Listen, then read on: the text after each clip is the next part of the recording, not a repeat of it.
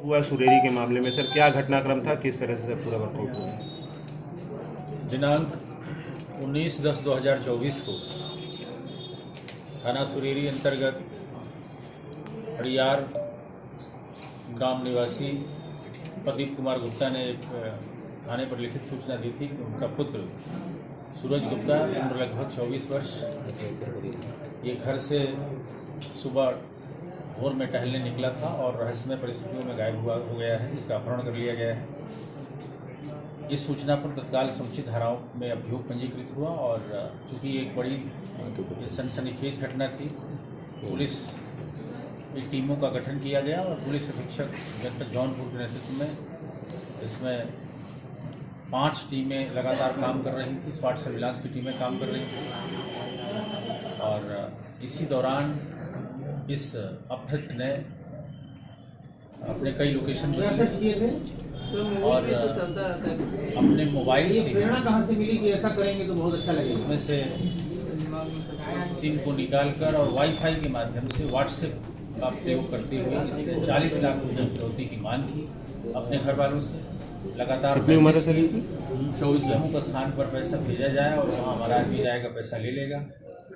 और इस पर लगातार पुलिस की टीमें इसको ट्रैक करती रहीं और अंत में पुलिस के दबाव से इसने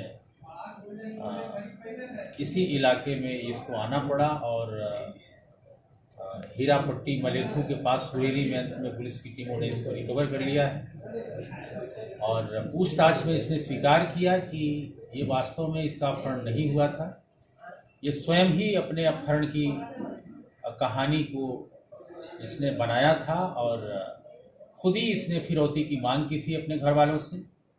ये सारी चीज़ें इसने स्वीकार किया है और इस स्वीकारोक्ति के बाद इस घटना का अनावरण हो गया है और जो अपहरण का मुकदमा लिखा गया था इसको तरमीम करते हुए फिरौती की धारा में 308 और 318 BNS के अंतर्गत अपराध पाते हुए इसमें इसको गिरफ्तार करके और जेल भेजने की कार्यवाही की जा रही है। Motive of crime? मोटिव यह है कि यह बहुत ही रहस्यमय व्यक्ति है और ये कई चीज़ों को फील करना चाहता है कि हम ऐसा करेंगे तो हमको क्या लगेगा। तो ये थ्रिल में और जुनून में ऐसा करना अभी तक ये पाया जा रहा है और इसके द्वारा ये बिल्कुल फैंटेसी की जा रही है कि हम किडनैपिंग करेंगे तो हमको कैसा लगेगा, हम खुद को अपने किडनैपिंग की सूचना देंगे तो हमको कैसा लगेगा। तो इस तरह की मानसिकता से इसने इस घटना को अंजाम दिया है, ऐसा अभी तक एविडेंस मिला है।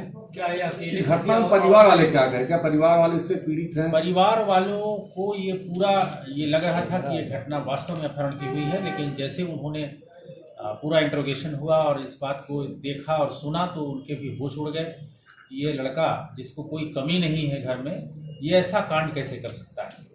वो भी हतप्रभ है और इससे परेशान है। कोई आपराधिक इतिहास भी इसका कोई आपराधिक इतिहास नहीं, लेकिन पहले भी इसने झूठी सूचनाएं दी हैं और एक मुकदमा इसने 2023 में ऐसे ही झूठा लिखाया था और 2024 में भी भदोही थाने में इसने अपने गुम होने की झूठी सूचना लिखाई थी। उसमें अगले ही दिन ये मड़ियाहू में प्रकट हो गया था।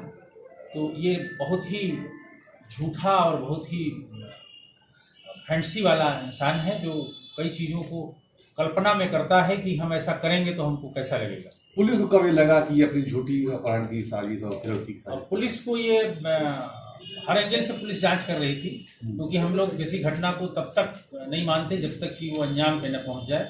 तो हम लोग ये मान के चल रहे थे कि ये घटना अपहरण की भी हो सकती है और इसी दिशा में हम लोग काम कर रहे थे। लेकिन कुछ ये लग रहा था कि कोई वास्तव में अगर रियल अपराधी होगा तो जिस तरह के ये मैसेज कर रहा था उस तरह के मैसेज पर हम लोग को भी डाउट हो रहा था।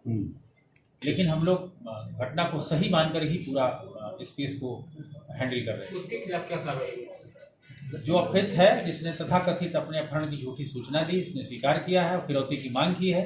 ये गंभीर जुर्म है, लिहाजा इसी जुर्म में जो एक्सटॉर्शन की धारा है, उसमें हम लोगों ने इस मुकदमे को तरमीम करके इसको मुलजिम बना के हम लोग जेल भेजे। इसका और कोई भी साथी, सिर्फ अकेले ही इस घटना में अभी तक किसी साथी के शामिल होने की बात प्रकाश में नहीं आई है। कई लोगों से इसने चर्चा की थी, उन लोगों ने इस बात को तस्दीक किया था, लेकिन इस घटना में उनके संलिप्त होने की अभी तक कोई जानकारी नहीं। फोर व्हीलर में एक फोटो वायरल हुआ था, फोर व्हीलर में उसका अपहरण किया गया है, तो उसका क्या तथ्य? इसमें ये बात आई कि ये जिस बस से ये सफ़र कर रहा था, उस बस पर इसने रिक्वेस्ट करके और किसी से फ़ोटो खिंचवाई थी। एक